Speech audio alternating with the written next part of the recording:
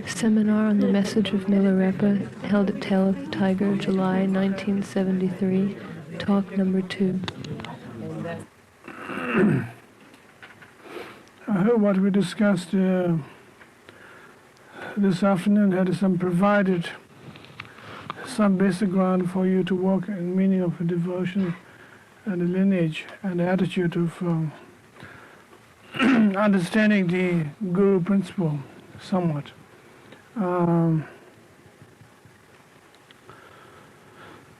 It seemed to be the next point is to study and concentrate on Milarepa's life. As we know,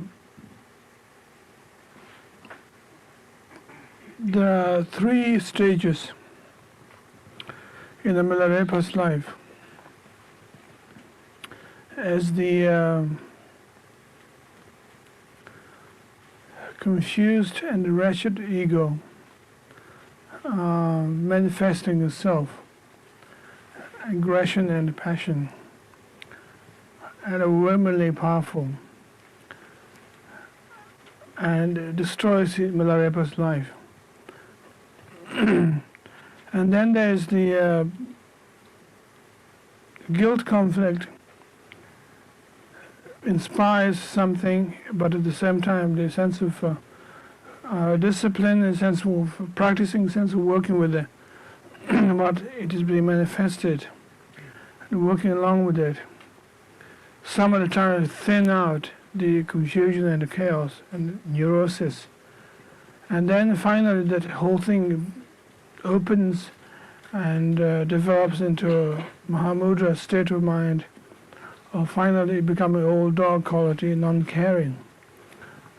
So all of those 3 situations are precisely quite necessarily applicable to us in our everyday life as well, that we begin ourselves that way and we proceed ourselves that way. So it is a tremendous connection with us, our state of being at the same time. So to begin with, the Milarepa's unfortunate karmic situation that he wasn't able to enjoy family life properly, respectably, and the family chaos becomes a very interesting point to look at. And it is that basically what we feel in our own state of mind, the sense of chaos, sense of uncertainty about ourselves. We might be raised as a wealthy kid, but we still have everything what we want.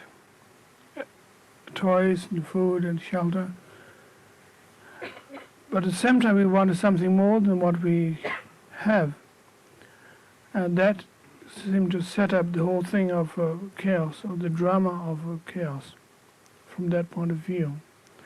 And we have a similar kind of problem also, that we wanted to become an ambitious person. We want to be something or somebody. Definitely a strong person, some kind, millionaire, lawyer, professor, scholar, or enlightened being, whatever.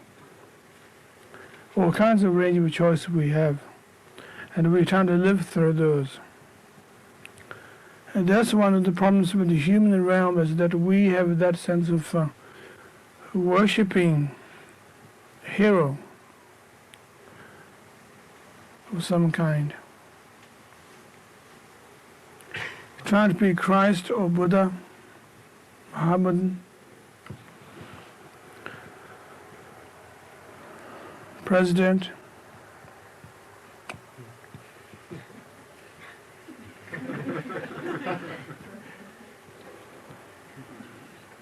or maybe you regard yourself as a very modest, sensible person, and still trying to be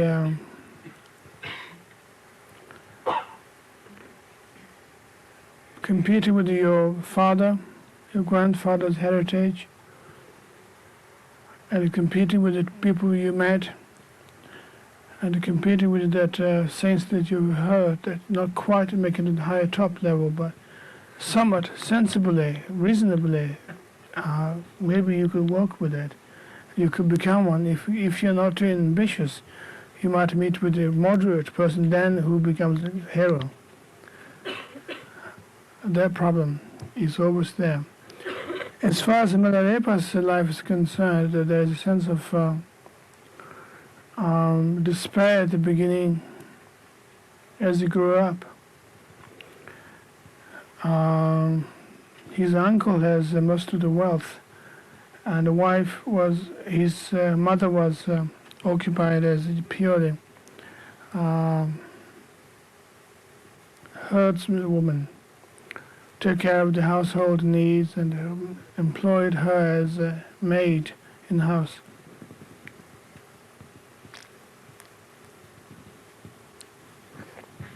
But at the same time that he could be a tremendous threat to his uncle, that if he becomes strong man, then he could revolt against the whole thing, play back on him that how his uncle suppressed him, how terrible it was, so he couldn't stand that.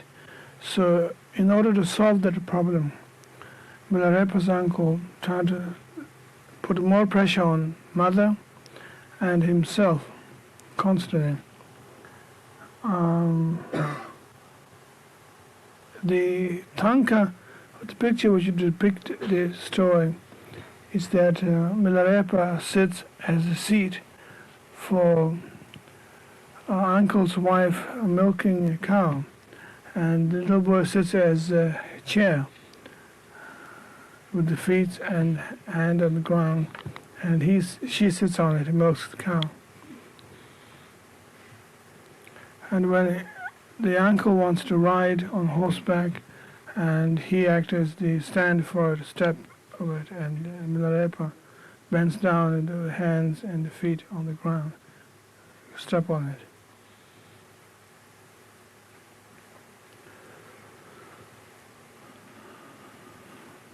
Such situation may be not quite as black as we learn, or written in the books, or written in the iconographical pictures, but same kind of qualities, or somewhat, that there's a sense of deprived, suppressed, and paranoid that the young generation might revolt against. Could happen by employing all kinds of intellectual or scientific or economic logics, that how they should how they should be subdued into a simple, ordinary, submitting child.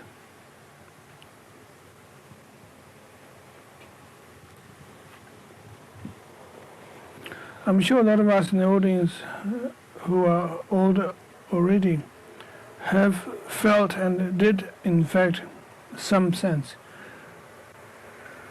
such situation. They employ such situation already. I think that's the problem that we have, is that everybody, grown up or child, the attitude is based on the security of some kind. Either to show your children something, or else that you want to suppress their intelligence in some way. And obviously in Milarepa's case, that his mother was not a stupid person, and physical means to do those things, revenge against, become a richer person, or run away from the country of the province and become a bandit, attacking back, is not appropriate thing. And the mother wants to keep him still within family situation, so that he could become a famous hero. That the mother is like the arrow, and the son is like the spearhead on the top of the arrow. That son could prove a mother's existence as a strong Mila family person. And in turn that Milarepa was asked to study black magic.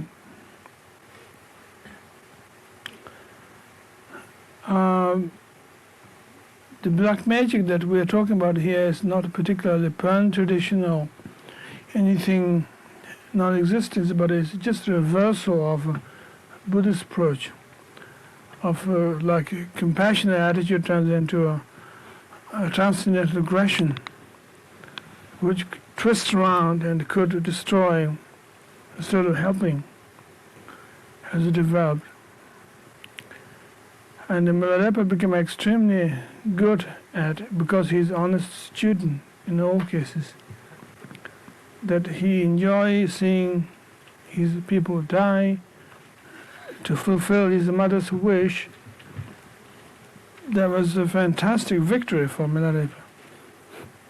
To one thing that his wretchedness of his ego and punishment is fulfilled, that he has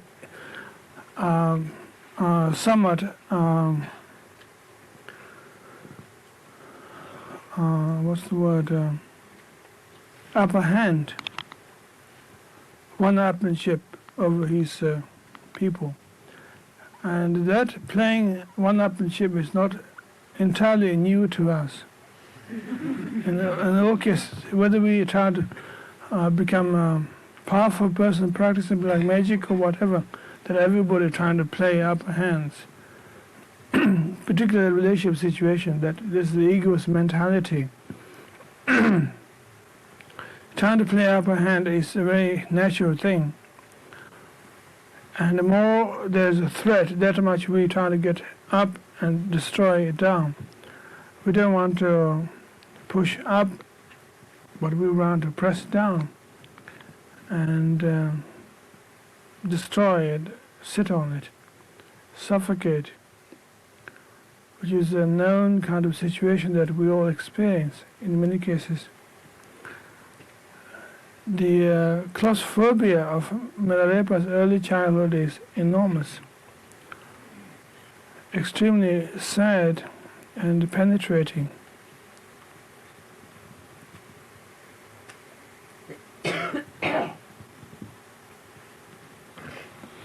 That he was treated extremely badly, and he was not respected, and he never let nobody respected him, so that he has further hope of developing himself. The plan of his uncle and aunt was that to destroy him totally, completely, so that there was no question of reclaiming the property and the wealth that the family possessed, which isn't actually very much. But nevertheless, that attitude is always there. That total destruction, so that the spirit and existence of Miller family could be destroyed, so that the family could enjoy further wealth and whatever, is the one of the basic plans. We might laugh at all these games that went on in the 14th century or whatever in Tibet, but in fact, ladies and gentlemen, that we might be doing same thing all the time right now. It's not purely family setup situation alone, but we can relate it with the relationship situation of a friends level, a lover level, business partnership level. And all the time that we are doing exactly the same replica of those things, which are not new to us. It's up to date all the time. That these ego games happens all the time and happens constantly. And that is how Milarepa began, and that's his starting point of a complete portrait of ego function, which is, we understand it, and we know all about it. In this case, there's no actual message as such. But understanding those facts are very prominent, very important for us to realize that there are such situations.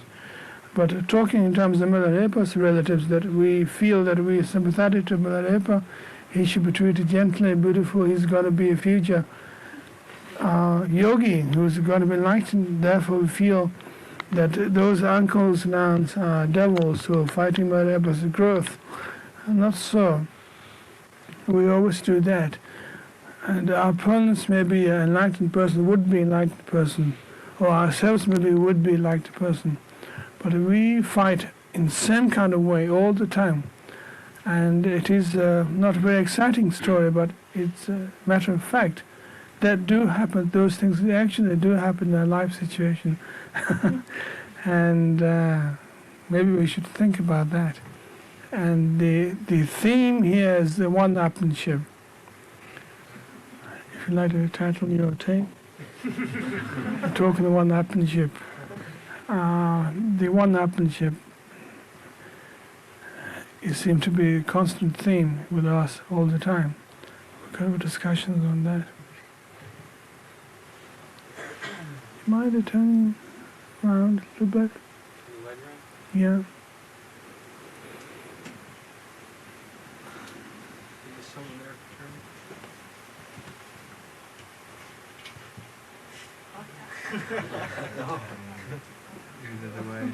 There are two of them on me.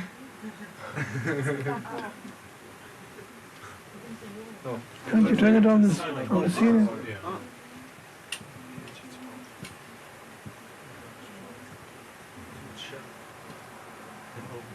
Smoking. Yeah. Okay, we could have discussions on that.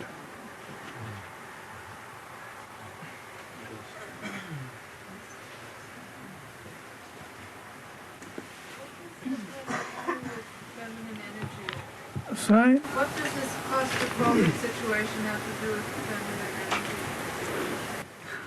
Well, it's not nothing. It's no attack on the woman. When we talk about the feminine energy, I hope you understand that. It's a general pattern of that. That any symbolically that in order to be born, you have to sit on in the womb. In order to come out of the womb, you have to come out with tremendous force. And then the whole thing going to be tremendously insecure. So it's a question of that we be engulfed in some huge, gigantic womb constantly. And it has nothing to do with women particularly, but it's a principle that we might find a space is claustrophobic. Because our state of mind is already paranoid. We might be closed in somewhere.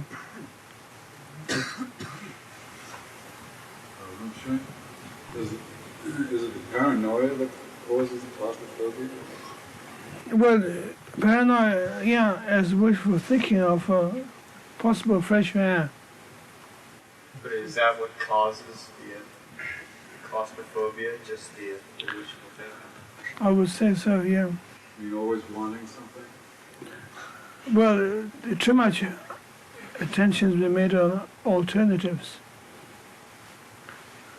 Like if you know that we're going to get a water, the next stop, if you're thirsty, we're more thirsty because we know we're going to get a water, next stop.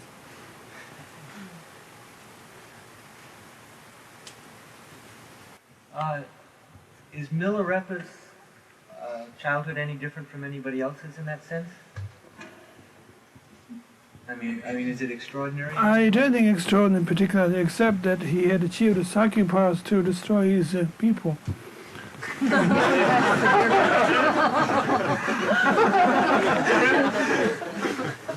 did this as a child? Yeah, when he was very young. And he actually conjured up a scorpion who was pulling out the pillar in the house, and it collapsed in the whole house, and it killed all his relatives having party. Most of them, except he managed not to manage to get his aunt, which is one of the points, she survived. Is it important that the distinction between his being able to do those things and his wishing to do those things? I think we all do that. Yeah, but I mean, in that sense, it's not important in the sense that he actually was able to do them in that sense. They actually happened. Or is it? I don't think so. A lot of people would like to do such things when they are actually cornered. But actually they may be able to do that when they actually be cornered, when they realize there's no alternatives. We produce our own magic. I'm sure you can do it. If you're really cornered. But that works the other way too, though, being cornered. What you mean other way? Well, in terms of, well, you said that the black magic was like the inverse of Buddhism. But in a previous talk, you said being cornered had a lot to do with, like, realizing. Sure. I mean, being cornered is sure. important. Well, Mиларепы has been cornered in two ways. He's been cornered to express his aggression and anger, and also he's been cornered on the other hand, that he attained enlightenment in one lifetime. He's been also cornered, he has no choice, which comes later on in our discussion. We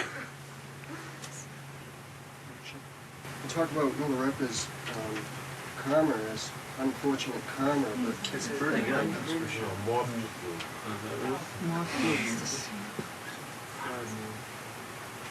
We're taking from a more, say, a wider view,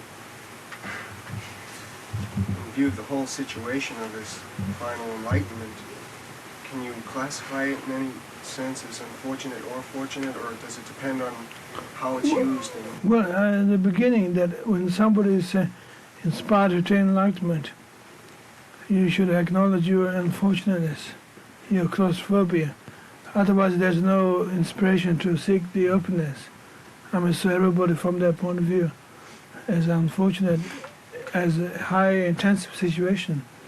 And we could say Buddha was an unfortunate child, that there's so much physical luxury and being in the palace was hellish to him. He was an unfortunate child.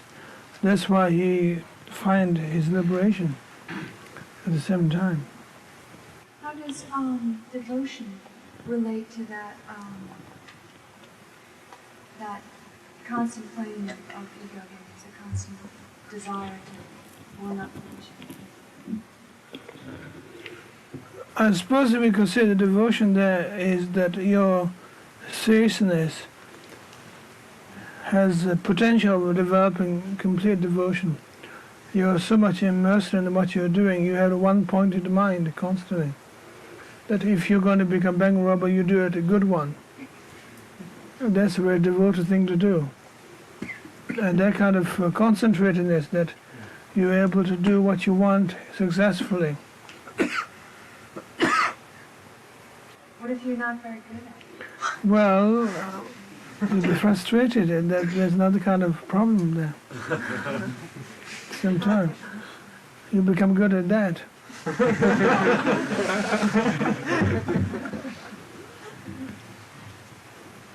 But he was able to work out not playing. It's not just meat.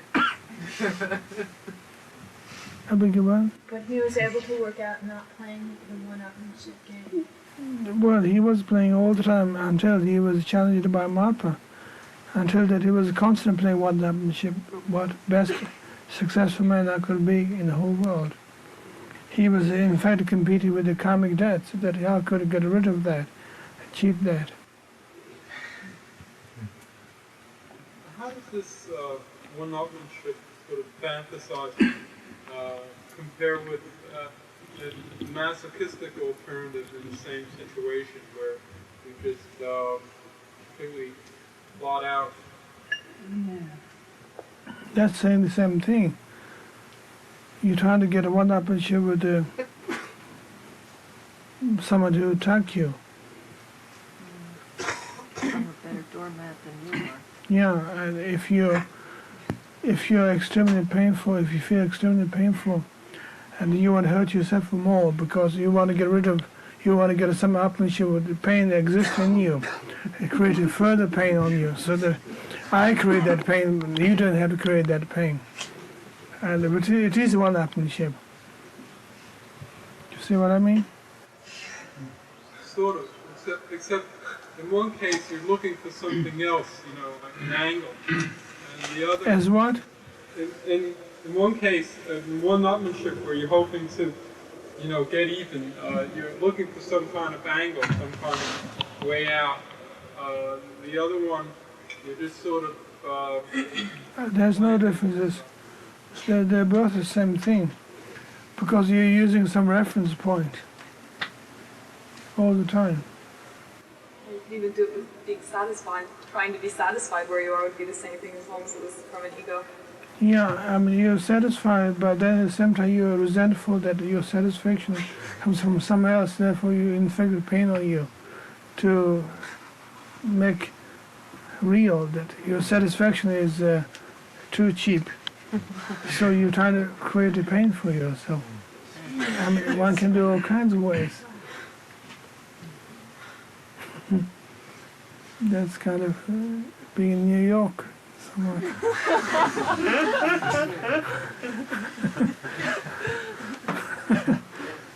Is there a relationship between the way he worked out his pain and aggression with a lot of energy, following that energy, and his making it in one lifetime?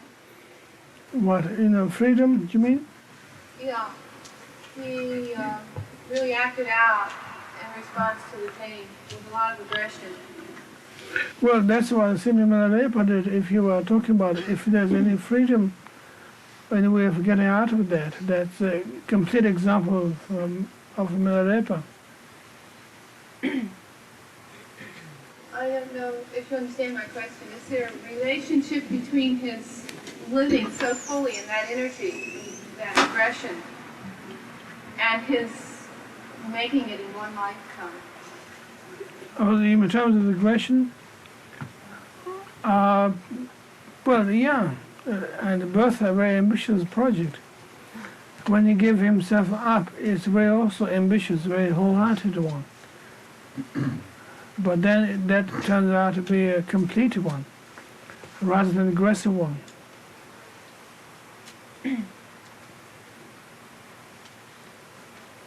We have a chance to talk about that later. Is there any other mode for the ego to work except in the kind of one-up process? It doesn't seem to be generally that. You see, one-upmanship is not in the ordinary level we talk about one-upmanship. But one-upmanship, this one is a reference point. That you have a reference point of something to gain further pleasure because you feel painful. So therefore you try to overlap yourself with all kinds of alternatives. As a reference point because of one-upmanship. Which is very, very subtle in many ways. You said you're talking about like one-upmanship pain, but if you're really like feeling pain, it seems to be like if you don't feel it, or if it suddenly goes away or something like that, that somehow you're doing something to avoid it. And at the same time, but what's the distinction between dwelling on it to experience it, and so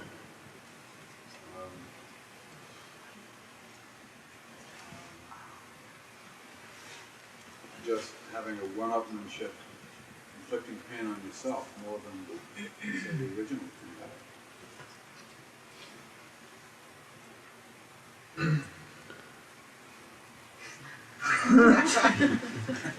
I guess I wasn't very clear.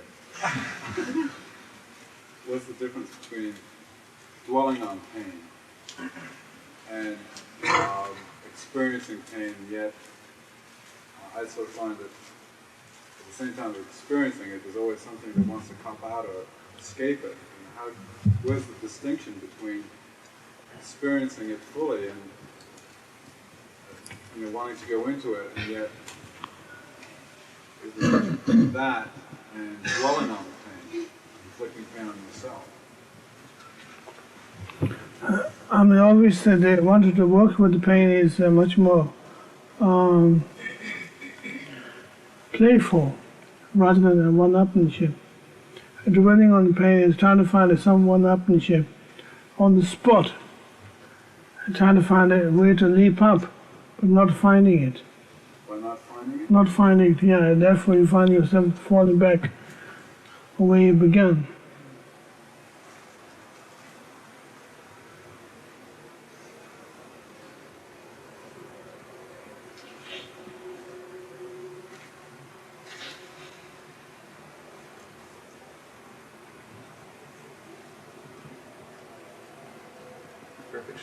Could you say something about if it seems that you can have that sense of one-upmanship and that it can sort of become greater and greater, and as it becomes greater and greater, the claustrophobic feeling can become greater and greater. And the more hurried, the constant trying to find a way out and find a way out, it becomes tighter and tighter. And yet it seems that also that the ego, that you're sort of sensing this all the time. You're feeling it becoming tighter or more claustrophobic, or the more you're trying to become the one getting above and pushing down, and yet continues all the time. But what is that?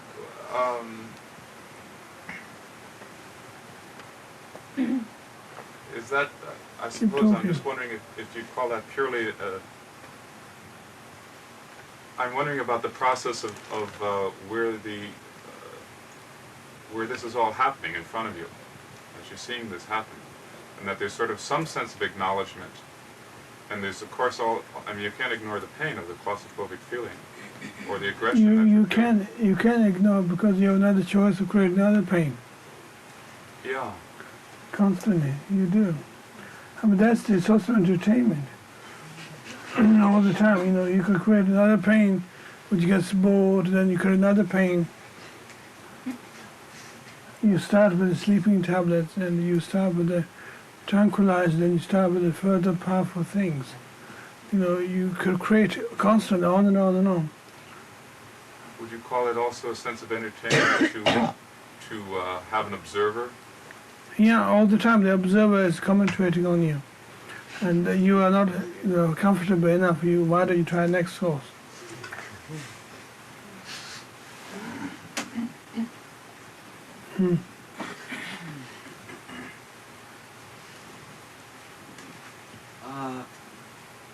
When Milarepa got so deeply involved in getting revenge on the people who he felt were hemming him in, and learned the black magic and all of that, you said he was very devoted to that. His attitude was so single-minded; it was one of devotion almost. Did he have to back out of that trip, as it were, back to sort of a 0 point, and then go in the other direction, or did that sort of attitude and that pursuit, as it were, sort of transform itself? No, he was very good at everything from that point of view. He really meant what he is. He would hang on his dear life as far as he could, and he doesn't want to lose it. He's a project of existing himself. Is a tremendous lot that he has developed infinite concentration in his life all the time, on and on and on and on, all the time. This concentration happened before he started, before he met, you said it was Mark, I believe? Yeah. I mean, this was well, his attitude of constant concentration. Yeah, sure. Even though he's completely confused. Yeah, but the confusion is his stepping stone, so he could get further confused, start sticking into what his project is. He was pursuing this confusion and all the time. Yes, it's like join the army, going on with your pursuit, trying to gain your medal or whatever, constantly going on. But was he like surprised to find that as he went more and more into this, it turned into something else, or he No, just no, abandoned he that? was too earthy to do that. He doesn't play with his mind. He just set his goal And that's on it. and on. That's it. Until he achieved his destruction of his family, then he has no goal. He looked round. That's the turning point. You know, I mean, he's a very, very good worker. So he wasn't really interested in the process at all. He was interested in the goal. That's it, precisely. Yeah. I mean, we could say that Mиларепы was extremely good example of egomaniac. It's really extremely good symbol of someone who attained enlightenment. At the same time, that seemed to be the whole point.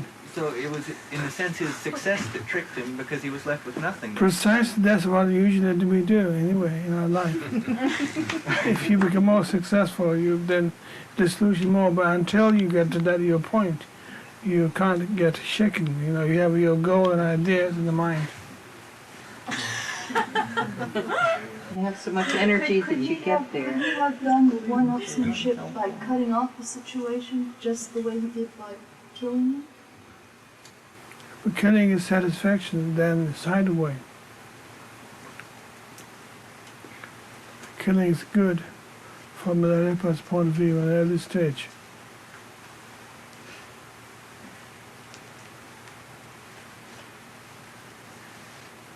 It's like Nazism in many ways, that one-pointed mind. He's so demonic in his way, and nobody can shake him until he achieves his goal. Then there's no point. You know, there's no way to live. There's no ground anymore. So he then begin to ponder around, what is all this about? Well, if you compare him with Hitler, sir, the only problem seems to be that his goal wasn't broad enough. Well, I mean, that's what I say. Mиларепы was not a good Hitler enough, and Hitler was a very feeble one. And Milarepы managed to conquer the whole world. And then what would he do? That's another matter. So he wasn't good enough. Hitler would be say Hitler is not a good example. Milарepı's dedication is concerned. It seems that there's a little bit of a difference there that if you want to destroy your family, that's easy. You just conjure up a scorpion and wipe out the house. If you want to become enlightened, that's not so easy because you don't know precisely what to do. There's no one thing. That's why Milarepы got confused halfway through. He doesn't know what he was doing.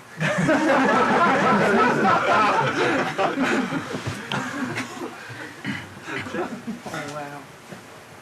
Couldn't there be some point at which that kind of single-minded concentration becomes an obstacle? It becomes so obstacle, therefore it becomes a fertile. Yeah, fertile.